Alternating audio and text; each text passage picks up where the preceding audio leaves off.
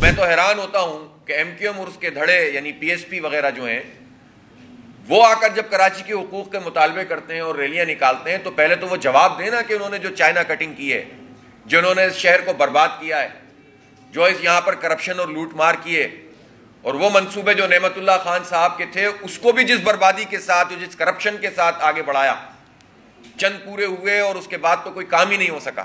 کوئی ایک نیا منصوبہ نعمت اللہ خان کے بعد ایم کیو ایم کی اس بلدیہ میں، جس کے آج مصطفیٰ کمال صاحب اس وقت میئر تھے اور آج انہوں نے ایم کیو ایم کی ایک دوسری پارٹی پی ایس پی بنا لی ہے، کوئی ایک منصوبہ ان کا نیا نہیں تھا، اور جو تھے اس کے اوپر بھی جو اگر 8 کروڑ کا کام تھا تو 28 کروڑ اور 48 کروڑ میں ہوتا تھا۔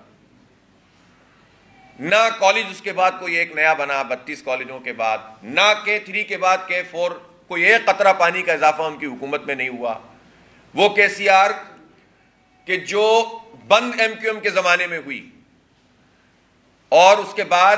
2005 میں اس کا ایک جزوی سا افتتاح بھی ہو گیا، لیکن 5 کے بعد جب نعمت صاحب،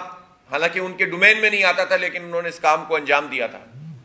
اور ان کے بعد جو ہے وہ مصطفیٰ کمال کے پورے دور میں اور اس کے بعد ایڈمنسٹریٹر کے دور میں، پھر وسیم اختر کے دور میں اور حکومتوں کے اندر ایم کیو ایم سب میں شامل رہی۔ اور 2005 سے 2009 کا وہ زمانہ تھا جب 100% ان کو وفاقی حکومت کی سپورٹ حاصل تھی، صوبائی حکومت کی سپورٹ حاصل تھی،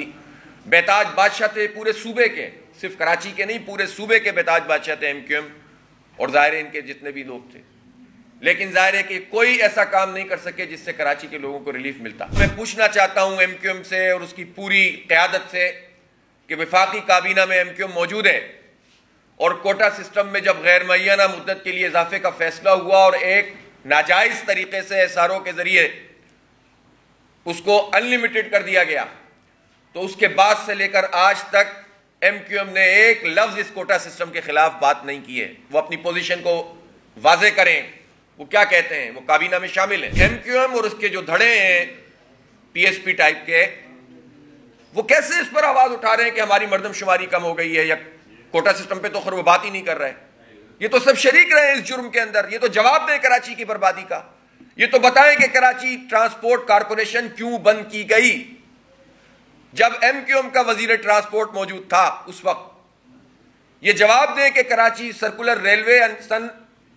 99 میں بند کی گئی جب بیتاج بادشاہ تھی ایم کیو ایم پورے شہر کی، اپنی مرضی سے شہر کھولتے تھے، اپنی مرضی سے شہر بند کرتے تھے۔ تو پیپلز پارٹی کے ساتھ اشتراک کر کے اور وفاقی جماعتوں کے ساتھ مل کر یہ کراچی کے ساتھ جو کھیل کھیلا گیا ہے اس کی آواز کو دبانے کا، اس میں یہ سب شریک جرم ہے۔